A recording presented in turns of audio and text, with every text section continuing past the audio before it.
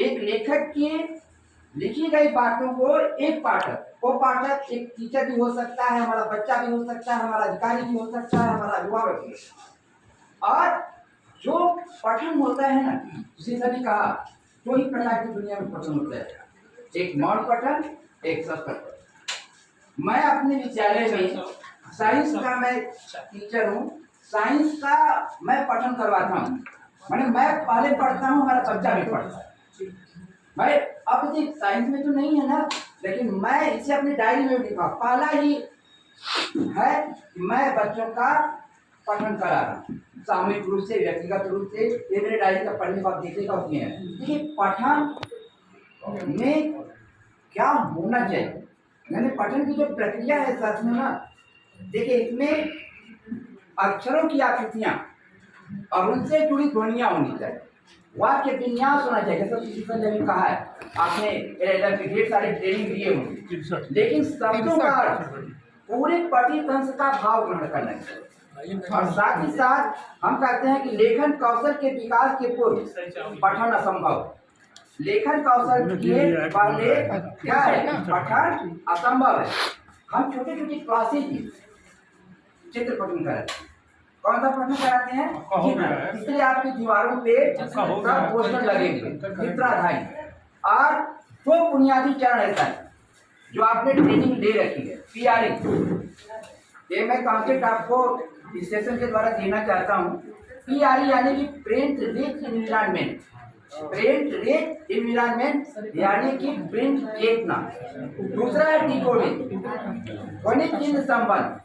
जैसे कोई भी, जैसे दीवार पे पत्रिका है, चित्र है, वाक्य पट्टी है, ये सब के द्वारा हम अपने कमरे में क्या है, एक माहौल बना सकते हैं। लिखा है जैसे क, हम क बोलेंगे, लेकिन क अगर बढ़िया सा बड़ा सा लिखा है और उसी क में लिखी हुई क में आपने कबूतर का चित्र बनाया है, कलम का चित्र बनाया है, कौवे का चित्र बनाया है, यहाँ पर डिपेंड करता है कि टीचर क पूरा लिखा है। गेस्टाल्ट थ्योरी कहती है अंतों में ज्ञान मत दीजिए, पूरा होल टू होल दिखाए। हम होल दिखाते हैं तभी हमारा दिमाग उसको क्या करता है, गेन करता है। सरल से कठिन की ओर, छोटा बच्चा है तो सरल से कठिन की ओर जाए। की कोडिंग, जैसा कि सुशील सर ने कहा, आप जानते हैं कि मैं ढेर सारी बातें नहीं करना चाहूँगा। और एक चीज मैं आप सभी लोगों के सामने ये रखने का प्रयास कर रहा हूँ कि पठन प्रक्रिया की पहचान करें।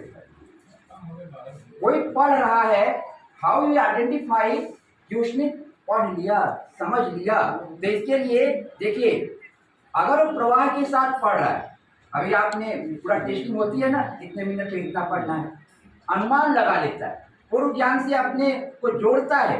और सबसे बड़ी चीज होता है साथियों, विजुअलाइजेशन, माने कि पठित अंश का चित्र बनाए, पठित अंश का चित्र बनाए।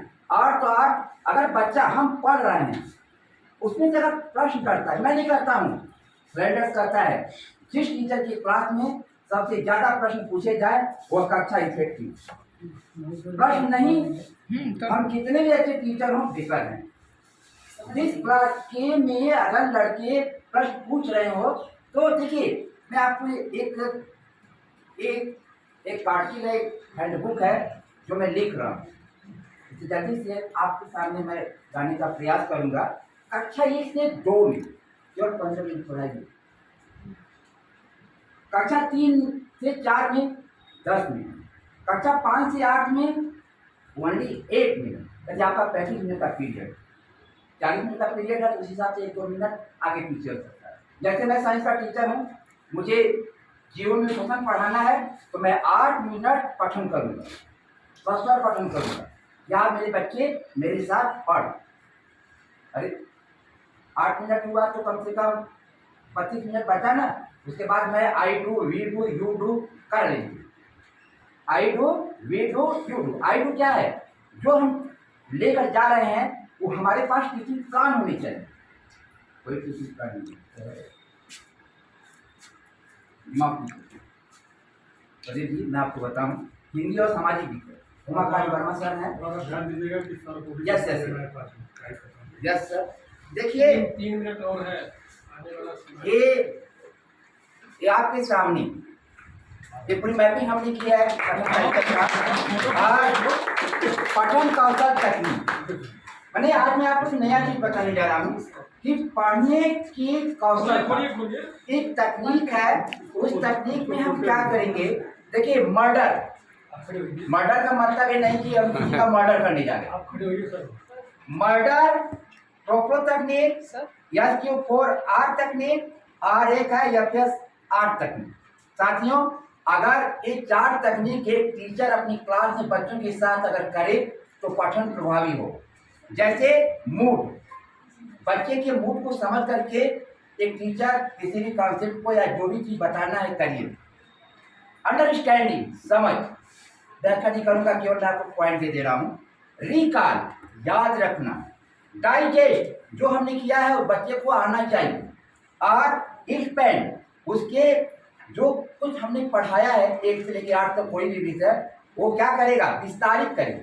जैसे हम कुछ कह रहे हैं, प्रकाश संश्लेषण किसे कहते हैं, तो लड़का भी बताए कि प्रकाश संश्लेषण माने क्या होता है। रिव्यू, पुनरावलोकन। प्रोपर तकनीक है साथियों। P का मतलब प्लानिंग, R का मतलब रीडिंग, O का मतलब ऑर्गेनाइजिंग और F का मतलब फीडबैक, R का मतलब रिव्यू और O का मतलब ओवर लर्निंग। इस समय प्रदीप सर, थैंक यू, आप ऐसा काम कर रहे हैं। हमारे यहाँ बच्चे को दिन भर अच्छे से अभ्यास कराया जा रहा है। वही है ये आइडिया कि अभ्यास, जितना बच्चा अभ्यास करेगा, जितना ज्यादा पढ़ेगा, उसके सीखने की गति उतना ज्यादा तेज होगी।